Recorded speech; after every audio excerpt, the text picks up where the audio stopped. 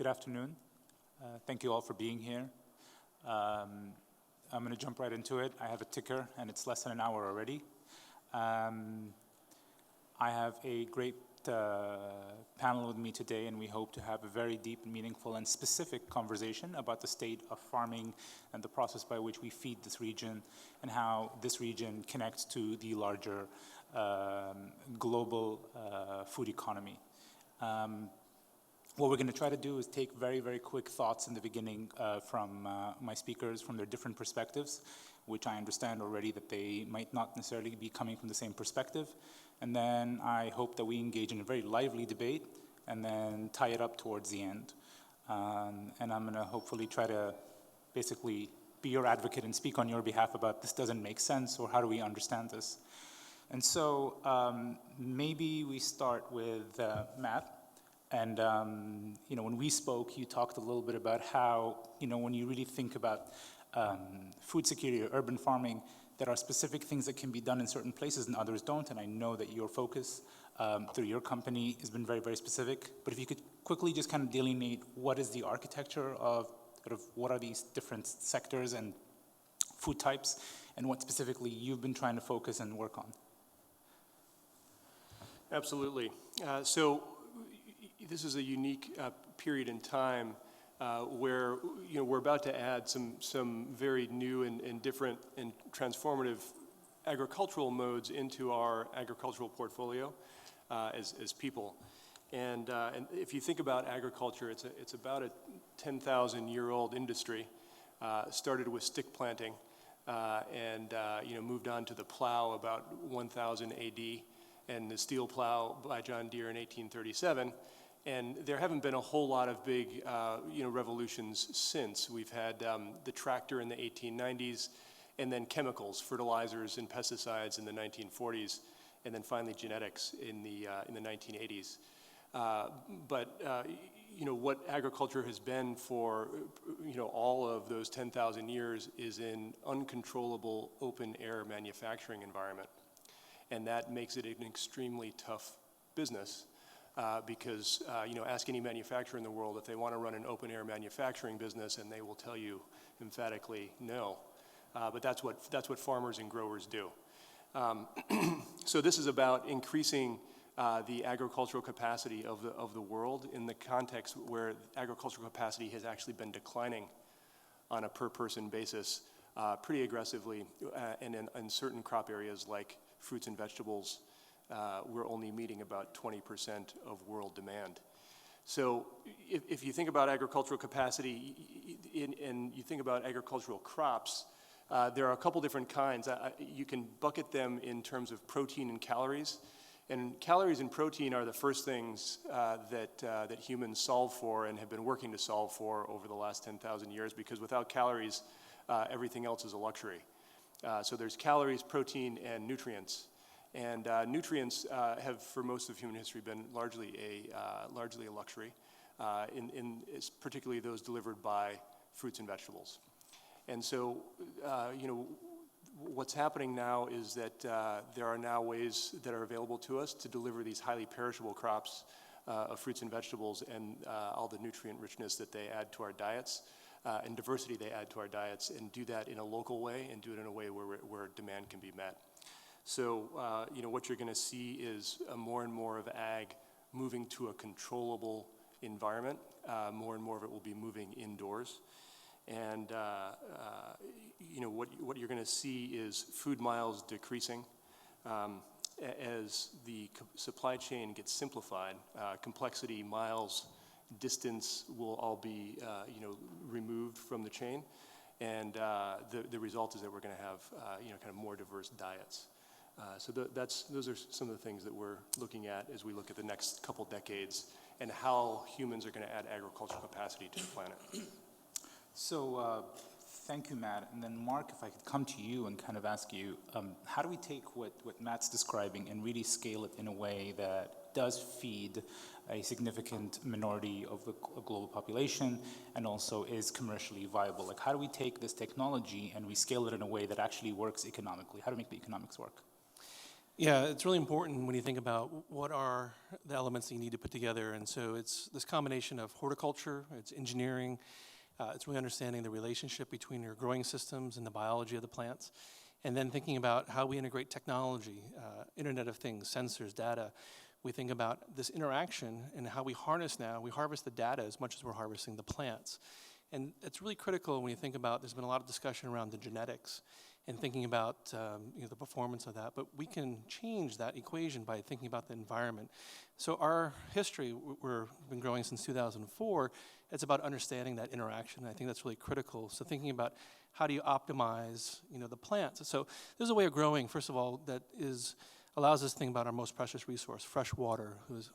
Mike mentioned earlier that 83% of fresh water in this region is going to agriculture. This is a way of growing where we can change that. 95% less water than the field farm. And we think about the idea of no pesticides are needed. We think about how we can bypass that complex supply chain that Matt just talked about. How we can enable local production, put these large-scale farms right in warehouses. So here we are, we're growing without sun or soil, taking back control of Mother Nature and really thinking about how do we manage that variability and be able to grow all year round. So we talk about creating this idea of access to fresh, healthy food. That's really critical when we think about how do we change behavior, giving more choices. But there's also economic opportunities. We think about creating jobs, bringing, again, agriculture back to the forefront in terms of careers and opportunities. So these are some of the things that we think about. It's really critical from a commercial application, is thinking about the interaction of these different elements and then being able to have that history.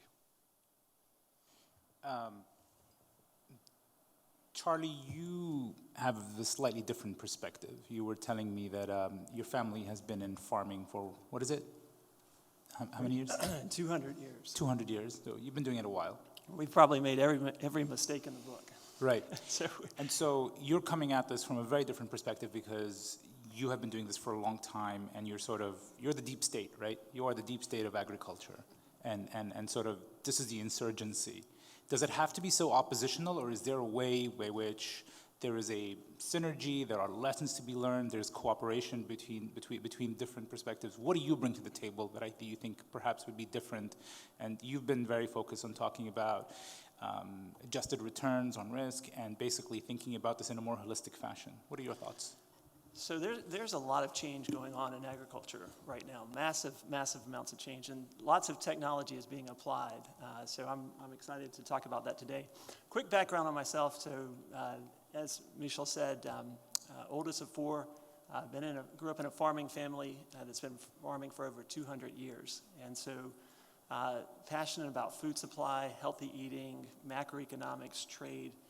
And in the global financial crisis, we started a real assets platform, convinced my grandfather and father to partner and start a real assets platform based on 2 centuries of operations, 2 centuries of operational expertise. And so our whole focus is how do you provide a secure and reliable food supply at scale?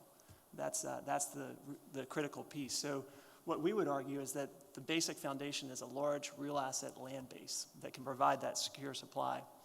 And then we also do a number of developmental projects. So if we have time, there's a $250 million almond development project that we're working on right now that'll add about 2% to the supply of the world's almonds. And then finally, Agtech, how do you take that land base? And all kinds of tech companies come to us all the time and they say, we want your access to your land. We want access to your farmers. And so what we'll try to do is test those products. And if those products work, we say, look, let us invest in you. Let us move your products across our farmer base. Let us give you product development feedback. And let us try to grow more with less. So I see possibilities of seeds of me starting a debate about horizontal versus vertical farming. And I hope we have a little bit of a discussion about that. But maybe last but not least, Karen, you're closer to this region, and you're more familiar with the complexity of the region that may be technological, social. I was struck by your thoughts on the resilience that has to be built to instability. People talk always about the instability in this region and how to think about that, and you have some specific thoughts about how food security could form one leg of you have one idea specifically about Gulf and India, but in general, you were looking at this in a little bit more of a geopolitical perspective and how this could be a seed for stability. Talk more about that, please. So, we live in times where one thing is certain, that there'll be uncertainty. So, but that's the big opportunity.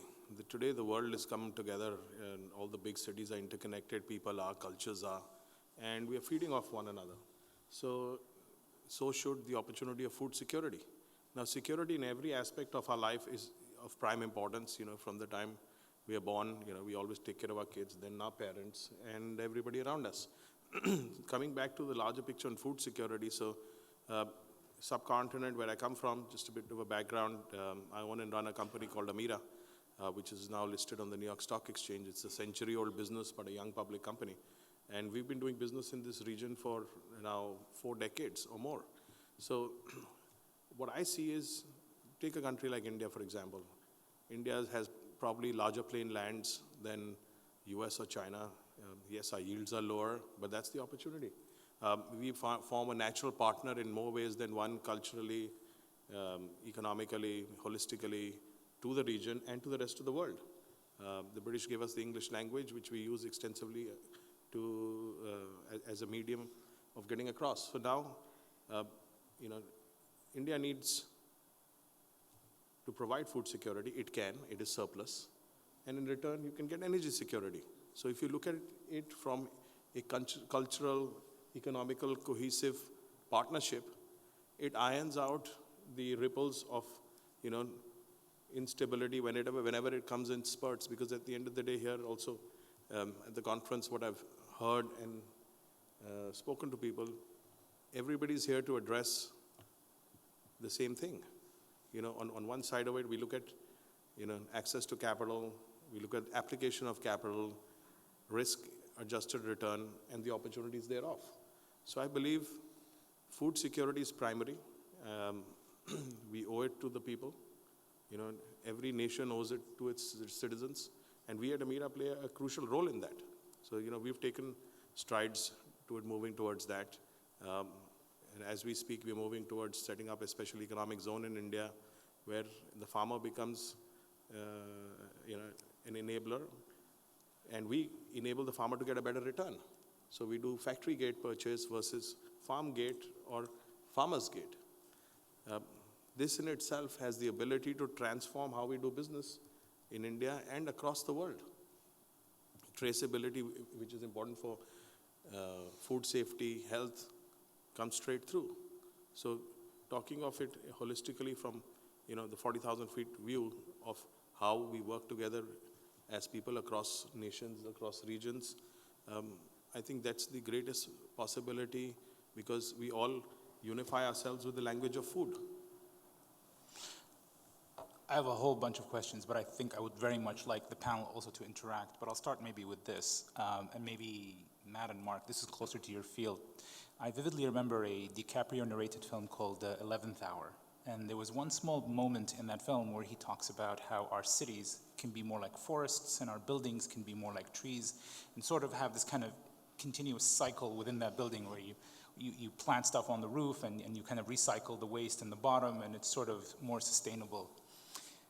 What is the argument against that a lot of vertical farming fundamentally is only cost effective at middle class incomes? What is the argument that vertical farming only works for Whole Foods buyers? How do we get it to a more cost-effective way where people with lower incomes, and that's really where the struggle is. How do you think about your business in that way? And I'm not saying that you have a responsibility to solve that problem. You have a business, and you should go after whatever market is. But do you think there's a time when this can happen? And it's a general question. Yeah, I'll talk to experience with Aero Farms. The time is now, and talking about our history going back to 2004. We have an operating structure today that our product is sold at the exact same price as the field-grown product. So we are already cost competitive. And we're also talking about a better value proposition. So we're talking about better shelf life, better quality, better nutrition. So this is really changing the equation. Our global headquarters and our large farm that we have in Newark, New Jersey, it's an inner city. So again, the idea that we're serving the community, it's by the community for the community. It's not about niche, it's about how do we serve the masses. We work with the biggest mass market supermarket, which is called ShopRite in the area. And it's really about how do we make this accessible. And so One of the things we fundamentally want to change is that this notion that calorie is not a calorie. So this is an area that's more nutritionally dense. We want to change the mindset in terms of, again, that investment. What are the people getting in return? So this is about fundamentally our history and our ability to be able to deliver a better product at a better price. So from vertical farm to horizontal table. That's right. That's correct. Yeah, this is, without question, this concept of, from seed to package to table, this is the idea that, again, traceability, visibility, food safety. Right. This is grown in a clean, pristine environment. The idea that, again, we actually have one of our working farms in an inner city school. It's right in their dining hall. So you can't get a shorter farm to table experience for the students. You talk about creating opportunity, creating connection with your food, how it's grown. Putting in this kind of environment, all of a sudden people who have grown up in an urban environment, who've never seen a farm, think that something in a package is where food's coming from. You change that connection. So there's a big opportunities there. Yeah, so a couple things that are pretty exciting. So one is fruits and vegetables in particular tend to grow most efficiently in Mediterranean climates. With the exception of a few tropical crops, things like mangoes and bananas, most fruit and vegetable crops grow most efficiently in Mediterranean climates. There are only 5 of those in the world, and they're all completely tapped out. There's no more room. And so, one of the exciting things here is that, this is a way to increase agricultural capacity around the globe in the context of about 20% of world demand currently being met. So it's a pretty significant headroom when you talk about unmet demand. In fact, one of the more interesting conversations I've had in the last couple months, I was talking with the guy who built the largest industry association for the growers, marketers, and co-packers of fruits and vegetables in the world. And he said to me, and when he was saying we, he was talking about field and greenhouse growers, we can't imagine a world where demand drives supply. Because again, these are uncontrollable open-air manufacturing environments. So, when you talk about, what Mark was talking about here, which are nutrient-dense fruits and vegetables, they are categorically the most expensive calorie in the grocery store. So that automatically catapults them to a luxury good. That's where they stand today. But what's interesting is there's something even more subtle than that affects people's buying patterns from country to country and income level to income level. And that's when you look at perishability. So there was a study done where they took folks on food stamps. And for those of you not familiar, food stamps are what we use in America as one form of wealth redistribution, where we make food more available to those who don't have incomes high enough to afford a reasonable weekly grocery budget. And they guaranteed those people that those fruits and vegetables would be good in their refrigerator 1 week later, and if they were not, with no questions asked, they would take it back and replace it. And so those food stamp cohorts, their consumption of fruits and vegetables skyrocketed with that one simple guarantee. So it's not simply that fruits and vegetables are expensive, it is that they are perishable, and people cannot afford to throw their money away. So one of the exciting things one of the missions that we're looking to fulfill here is to take perishability out of the equation when it comes to buying. And so our produce gets anywhere from 3 to 4 times the shelf life of what's on the shelf today. In the tests that we have been running with several folks around North America. And that's mainly because of the thousands of miles that get eliminated from the supply chain. It's from the days and weeks that get eliminated from the supply chain, and it's from the handling steps that get removed from the supply chain. So I don't know where I heard this, but it seems to be a consensus that all food crises today are political in nature, and they're no longer due to our inability to produce this food. I'm not sure if this is true or not, but I remember the evidence is usually the typical example is the Ethiopian food crisis back in the early 90s. And to what extent, I think, my question is, and maybe more this is to Karen and Charlie, to what extent do you agree with this? Is it fundamentally that it is politics and it is tariffs or it is other things like this, and that if these things could be solved, we really don't have a problem with feeding the world? To what extent do you both agree with this? And maybe after that I can spur some debate. So I think I agree with it. And in our experience, there has been a sustained over-regulation of the agriculture, farming, and food industry. It's very political. Yes, and I think the politicization of this industry is the biggest issue. If it was to be a free market, yes, we can feed everybody. And the application of new technology would be a rapid adoption model as well. But a whole bunch of people would be unemployed, wouldn't they, in certain places like maybe Europe? Not necessarily. The point is you can meet your requirements of employing people in a planned manner versus just keeping a status quo. So the ability of countries to use tariff and non-tariff barriers as mechanisms of keeping a status quo versus creating an enabling environment where we have efficiency, planned industrialization in terms of cropping patterns and to feed the rest of the planet. Because everybody's concerned with the existing food security. So Europe wants to be secure on its own. The US wants to be secure on its own. There are tariff barriers and non-tariff barriers being put onto imports and exports from different regions. Just imagine a free market. Okay. A lot of unemployed people. I think you'd get a greater employment because the wastage would go away. You'd be feeding whom you're not feeding. Efficiency would come in and prices would stabilize. You'd get better access to the So this is the financial markets. emerging market perspective. So Charlie, you're in a developed market. You know, I imagine some of what Karen is saying is not going down well with probably some of your senators or congressmen or even fellow investors. How do you respond to the same issue and take into account what Karen said? Sure. So from our perspective, food security, you have to be extremely strategic. And there are two key components. Offtake agreements are absolutely critical, and owning the land is absolutely critical. So here's an example, real world example. So we bought a farm in Southern California and Arizona, and we've got a pod that's put together.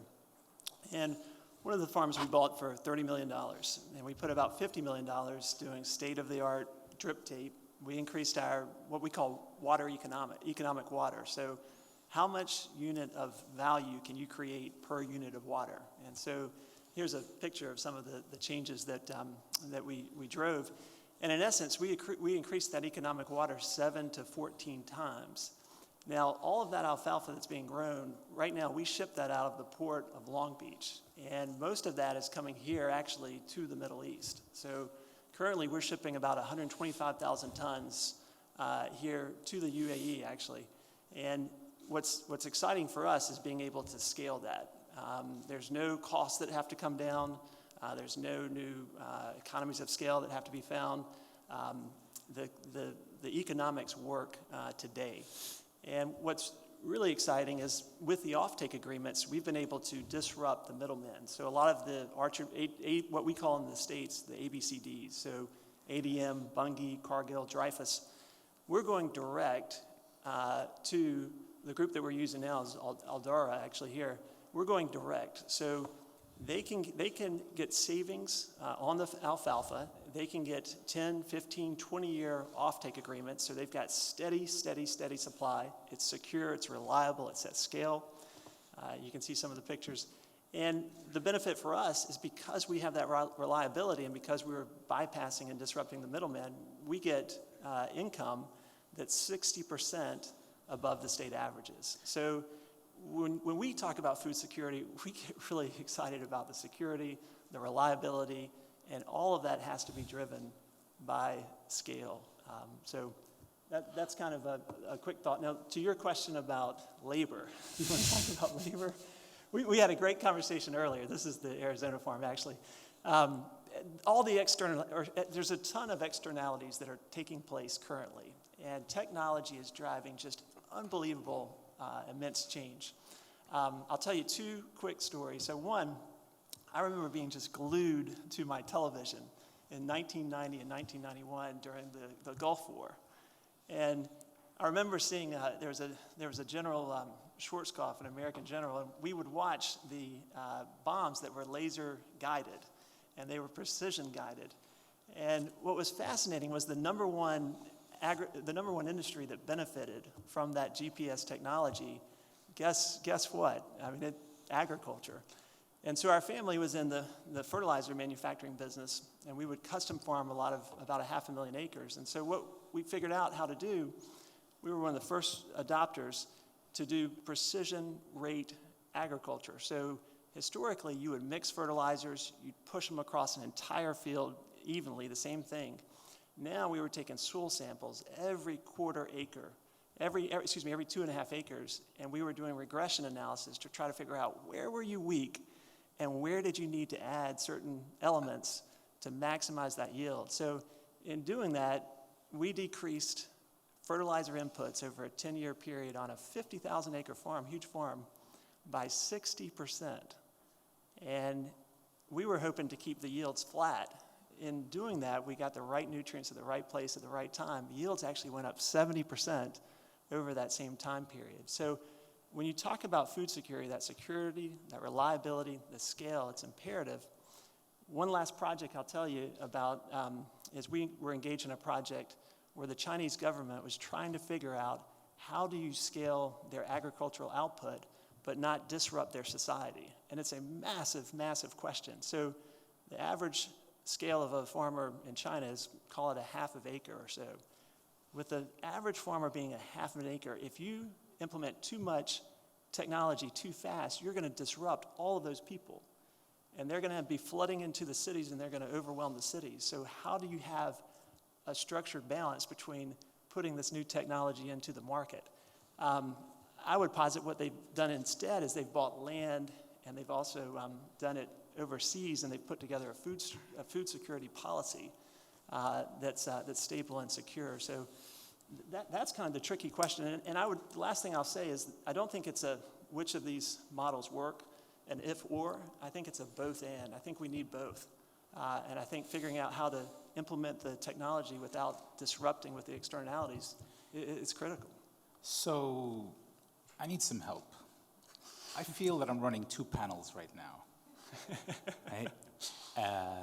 One panel is talking about technology, and the other panel is talking about something else. And I think the Milken guys have set us up in a way where it's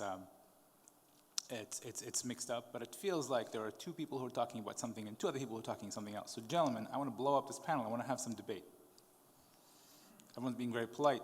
So I'd like to understand how these two worlds, these two universes, these two ecosystems, I mean, they are still existing in the same world. You are still making stuff that's sold to the same market in one way or another, a global market. So how do you think about how these two worlds come together?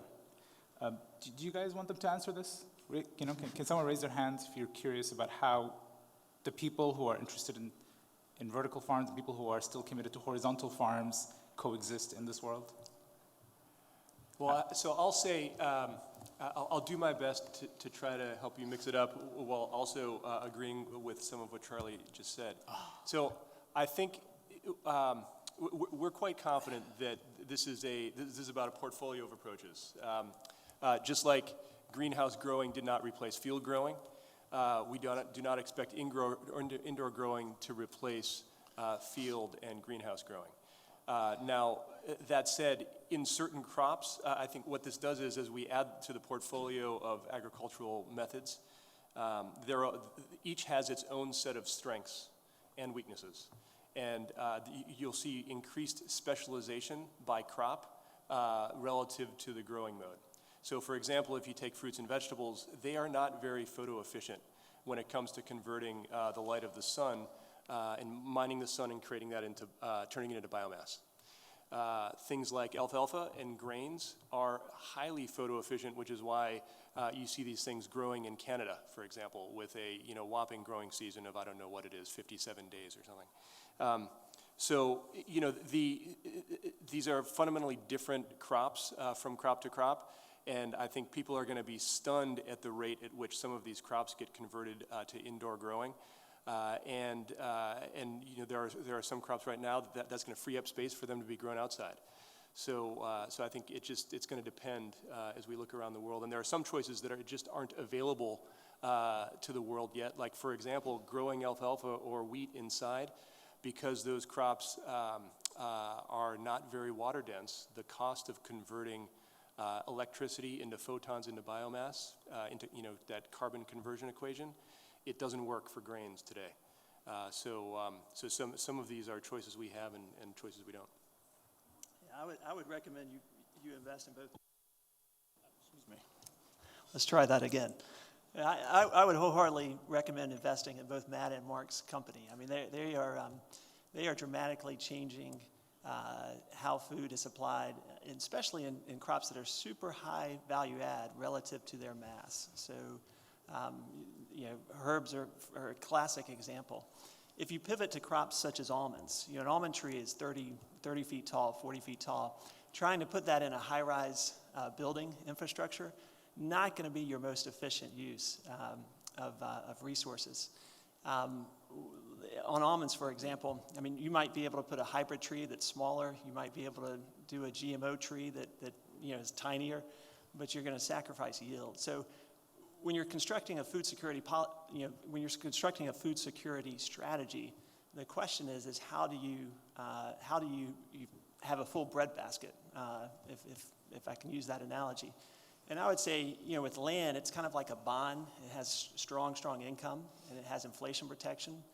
It can be changed use, higher and better use, buildings. We do a lot of solar projects. We also sell a lot of water to Los Angeles and San Diego as an example. So it's a real asset platform. So if you have that, and then you also are pushing the envelope with some of the things that Mark and Matt are doing, I think you can coexist, Mishaal. I don't think like I said, it's not an either or. I think it can be a both and. Yeah, I'll just add, without question, you need multiple solutions at the table. What's not going to go away, though, are the macro challenges that are becoming more acute. So we talk about population growth and the idea, how are you going to feed that increasing population? And where, when over the last 40 years, you've lost a third of the arable land. We talk about access to fresh water and the challenges there. We talk about the overuse of pesticides. Because of warming climate, there's more pest pressure than ever before. So and then this idea of, what about the farmer or jobs? We are farmers. We're creating jobs in different environments. What's really critical there is that lens that, again, certainly in the U.S., you have the aging farmer. Average age is 57, and that Charlie's the exception in terms of multiple generations creating new opportunities. But it's not really the norm anymore. And so this is an opportunity from an agriculture standpoint to be able to create new opportunities, thinking about science, technology, engineering, math in a very different way. So the people we're attracting are from the Facebooks of the world. So all of a sudden, you're not creating just an app, you're creating food is a meaningful, I think, part of the discussion and opportunity there. I also think that, again, we think about increasing urbanization. So again, over 75% of our people will be living in cities. So the idea, how can we build the farms and enable that local production in the cities where the people are? And what's often needed in that developing world is infrastructure. So even if you build in the rural environment, you might not have the road structure, you might not have the refrigeration. It's very complex to be able to then get that food and not have it be perishable, as highlighted some of those challenges. So these are creating, I think, new paradigms, but at the end, you're going to have multiple solutions. I think at the end of the day, we are living in one world. Technology is an enabler, is a solution. Technology rollout takes its own time, but the demand analysis, if you do, you will see a continuous rise in demand, both in the emerging markets as people get wealthier, get better access to food, and with the rapid urbanization. Now, in emerging markets, most of the population is in the rural space. They do grow up most of their own food. What I'm hearing here is on the panel that, you're taking farming urban, putting it inside in a semi-urban environment is an enabler. So I think the solution is high degree of efficiency, which technology has brought out. At the end of the day, but it still will all go back to access to technology, competitive ability of the technology. So I don't believe there is one solution. There are different solutions for different demographics, which need to be understood and applied in its own individual customized manner. So what would work in California would be very different to what would work in Kerala. At the end of the day, as culturally unique the world is, it has its own abilities and inabilities. And that's coming back to your point, Mishaal, about geopolitical situation. How, I think the first and foremost thing which we need to, debate about and talk more about is how do you get the regulation of the global ag, food industry and its free movement to be less intrusive of, regulations by different governments. How do you, create an environment where the global institutions resist their ability of promoting food as a revenue source. Many countries have used it as a political tool, as a revenue source. On one side, we are talking of food security. Now, whether it's vertical or horizontal, I think there's space for everybody and will remain for a long time to come because of the diversity of what we eat and where we eat and how we eat. But the picture is, if you have a technology which has been perfected, we have great colleagues on the panel, how do you apply that technology from one country to another without actually addressing the demographics of different regions? Because to your point of jobs, that's the scare every politician and bureaucrat will have. I believe there will be job creation instead of job losses, but that shift of jobs from one area to the next needs to be addressed. And what a certain region might lose but will gain in another ability. So until you address the fundamentals of over-regulation of the food industry, the implementation will be a challenge. And in terms of scale, we have a great example here, Charlie and his success. We'd love for that to happen across the world. In India, in the emerging markets, use the technology which Mark and his company bring across, because it'll be great. So you can take bits and pieces from it all. India has densely populated urban classes. Vertical farming would be more than welcome because there is very little linkage. 60% of the food we grow is processed, nearly 38 or 40%, still strives to be. So at the end of the day, that also pushes the envelope in terms of cost, ability, and I believe any input on technology has to be done in a customized manner for the region. Every region uses their own strength and enables the next one. So I'm conscious of time, and I know that we have to talk a little bit about health, which is a very important vertical for the institute, for the Milken Institute. But I just want to note a couple of points that perhaps we won't have time to discuss. One is, to what extent are people like Matt and Mark responsible for whatever they may disrupt? And this is a larger conversation beyond farming, and it's a question that are people who are innovating responsible for what may have not innovated and kept up with them? Another question is, to what extent can different geographies resist the rise of technology and say, in our region, we'll do things differently. Technology proliferates and moves across. And then, so these are questions I think we won't have time to answer, but they're ones to ponder and to think about. And perhaps some kind of, my intuition is that it's a larger conversation that includes a lot of people to come together and think about that. Otherwise, we'd have no innovation, because everyone would say, oh, can't do that because I'm going to disrupt these guys. Oops, can't do that. And actually, we wouldn't have electricity, or we wouldn't have cars, because we still need all the carriage people. But specifically on global health, we've had a very kind of economic and strategic and technological conversation. But if you bring it down to like 2 meters and to people's kind of experience, how do we see what we're doing with food, whether it's horizontal or vertical, and to what extent it employs tech?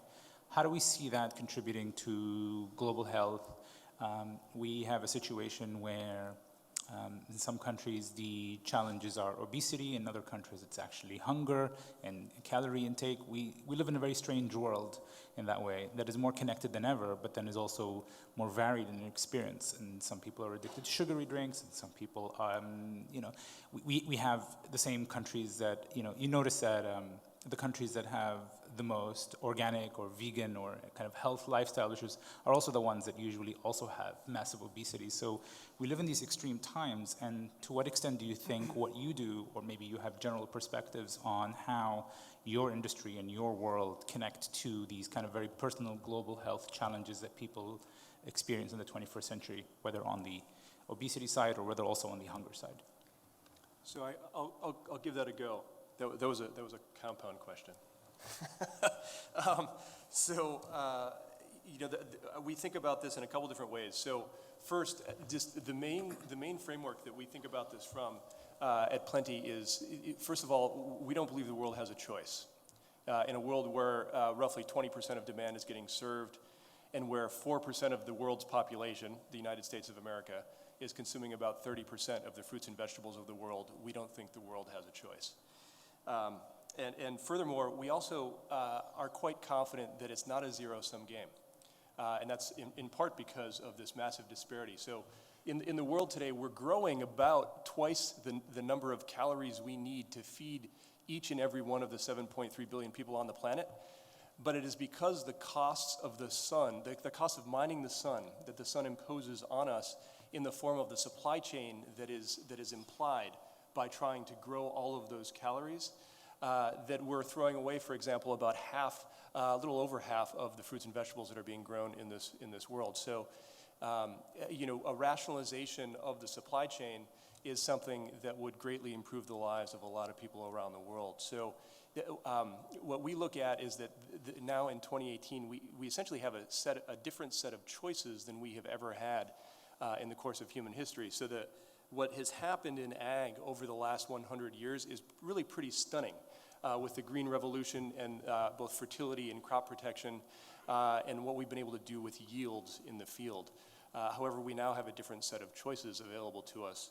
And so in the context of declining nutrition on a per pound of plant mass basis, so declining nutrition and declining flavor with the nutrient-rich crops, we are making those crops something that are craveable.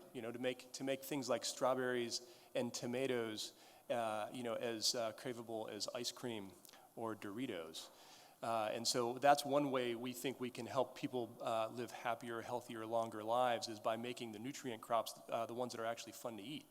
About our kale, people say things like, gosh, you need to call this something else, because all I know is that I hate that stuff, and it's a chore to eat. So, but we love this. So, those are some of the ways we think we can impact health, is by making nutrient-rich crops both first available to people, and not something that they have to throw half of it away, and also just making it really fun to eat. There's a big food revolution taking place in the United States right now. It's dramatic. So it goes back to after World War II in the 1940s and 1950s.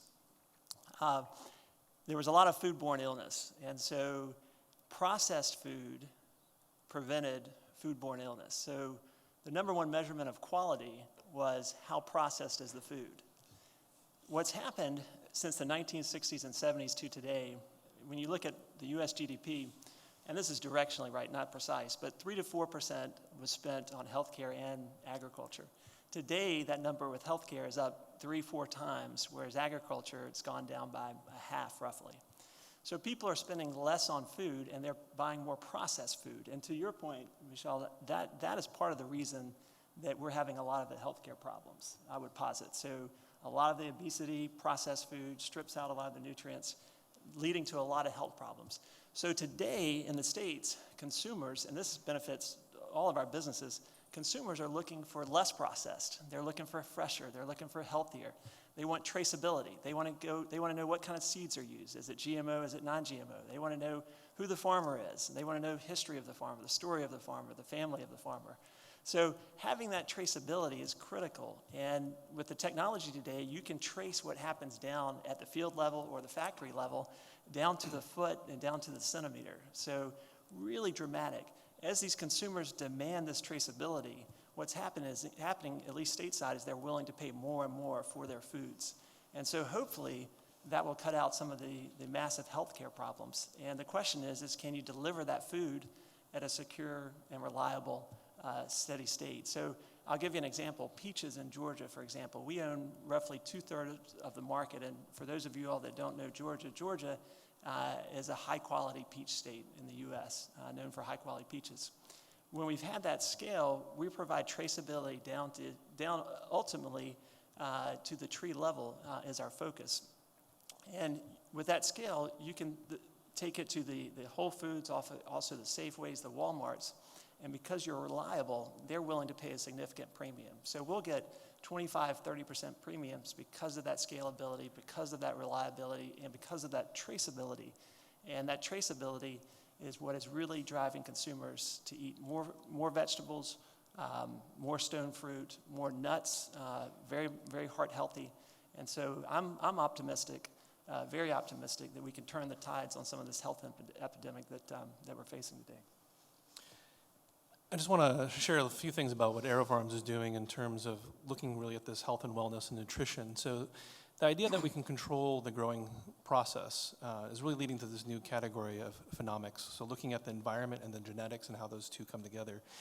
And the idea that we can actually enhance the nutritional density, but more importantly, do this consistently. So that magic moment in the field that Charlie was talking about with the Georgia peach or something like that, we can replicate that. Doesn't matter, if it's in Georgia or if it's in Dubai, we can actually create that same kind of environment. And that's what's really important, is really getting down to the essential elements of understanding the plants and the biology like never before. So we're world experts around growing and thinking then about what are the essential elements the plants needs. And so we're delivering the macronutrients, the micronutrients. We're looking at that plant health. And then we have registered dietitian nutritionists on our team as well. So we're looking at that plant health and how it translates into human health. So we have this critical lens. And again, we talked about a calorie is not a calorie, but how do we have a more nutritionally dense product than even possible, and then be able to do that consistently. So this is really signaling a new category of food. And that's, I think, what's exciting about this area. And so the opportunity to be able to manage that and control that is really important. And then fundamentally, again, how do you change behavior? It goes back to the simple premise, you make it taste good. And so that's one of the things that we're really excited about in terms of, how do you change that behavior? Yeah. So I think the fundamental thing is, what we heard is you can definitely grow it healthy. But the awareness of people, to my mind, of knowing what is important, good, and a balanced form of intake is something which is still missing across the world, whether it's in the developing or even in the developed world. What do you mean? What I mean is a lot of people who are potentially unhealthy don't really know that what really makes them unhealthy. They go for taste and flavor versus, wholesome and being calorie conscious. So I think education about one's own health is most important. And, coming from India, we have so many inputs in terms of spices, seeds, lentils, and a balanced diet. It plays right into that. And the industry we are in the basmati rice industry, it's scientifically described as a super grain. It's cholesterol-free, allergy-free, has a very low glycemic index, and it's even healthier for the planet because it uses just over half the water in its cultivation. However, this is very poorly known. It's an affordable gourmet staple, which each and everybody can afford. Something that we think is fun. Again, going back to this association of flavor and nutrition. So what you'll find is a strong correlation in natural food, not in processed and junk food, but in natural food between nutrition and flavor. So those 3-month-old carrots that you're eating that don't have any flavor, it's because the nutrition's gone. And so what we're focused on is, if you look at people, we've got kind of 3 fundamental drivers of our behavior. We seek pleasure, avoid pain, and conserve energy. And so what we're working to do at Plenty is, make the most flavorful, enjoyable fresh fruits and vegetables that people have ever had, which tend to be the most nutritious fruits and vegetables they've ever had, in part because of the way that we are growing, and in part because of that complete collapse of time, distance, and handling. So that's one thing that we're really excited. We think is going to drive behavior change, because now we won't have to preach at people what they're supposed to eat. Because like in America, for example, we do a great job of educating our children as to what is a healthy diet. That does not, however, prevent us from having massive obesity rates in the country. So what we're doing is trying to provide people something that allows them to follow their fundamental impulse, which is to seek pleasure. And so we're giving them the best fruits and vegetables they've ever had. I think, that's very interesting, because fresh fruits and vegetables across the world, across populations, always are healthier, and making them flavorful makes it highly impactful. However, putting the rest of the food which we tend to consume in a bucket where we know, like you put cigarettes and you put a scary thing on it, is that a way? I don't know. But how do you disrupt gluttony? Because you've seen with populations which get wealthier, people get fatter before they get fitter. So that's a very well-known cycle, but you got to disrupt that cycle to make a meaningful difference. I was just going to add that this idea of what is happening at, our farms are right in urban environments, right in the city. And in Newark, New Jersey, it's a food desert. This is the biggest city in New Jersey. It's right in the backdrop of New York City. And access to food, so this is a critical part of the equation. It's not just about knowledge, it's about access. And so how do we increase it? And so we open up our doors, there's a farm stand, the community can come in. But we think that's a template in terms of, again, how do you enable that local production? We've talked about the perishability. So people typically haven't had access to fresh, food. And typically when you look at different cultures and cuisines, it's typically cooked. Why? Because of food safety reasons. So again, diminishing the nutritional value there too. So by bringing the farm to the environment and bypassing that complex supply chain is also part of the equation of access. I think it's a big part of that I equation. think that's a great point, because I'm just envisioning while you're talking that this disrupts the home living industry completely. In the future, sometime you can imagine condos being built with a certain per capita ability of the population to grow their own food. It's like having your own parking spot in a condo building. So if I look at it from the vertical So you aspect, got a parking spot and a farming spot? correct. For what Go is on. possible. So, Break it down.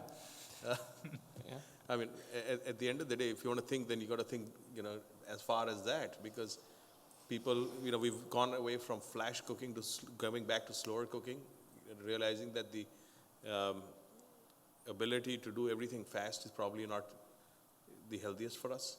So technology, I think in itself is going to be revolutionary.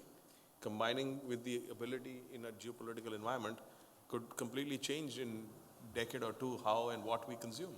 So Karen, I think I just want to close this conversation by bringing this full circle. What happens to your business if spot farming or farming spots take off? I think we would love that, because at the end of the day, we're a brand. We understand different cultures, cuisines, and the route to market. So you'd go retail? Absolutely. At the end of the day, we don't see basmati rice being farmed in buildings which it's a water-intensive crop, but if it did, probably we would be at the forefront of enabling that technology. The IKEA of rice? Probably, and deliver a pack to you while you're building your condo that, okay, here's it, you can have, it's like getting a Nespresso capsule, and we definitely, you can buy the machine for cheaper, the capsule keeps coming back to you. Just to share, IKEA is one of our investors, so this idea of how do we disrupt is part of that equation. Very quickly, I think we have to wrap up. No, I was just playing off the fact that you mentioned the IKEA, this idea of, again, how do we disrupt potentially a big supply chain. But I think the most important part of this panel discussion is that I think there's far more that unites us. There's different approaches, but at the end, it's about food, the power of food, about ability to be able to nourish communities, bring communities together. And I think that's a fundamental that is not going to go away, and I think that's really important for us to keep focus on. Thank you, Mark. And ladies and gentlemen, thank you very much for attending, and a big hand to my speakers.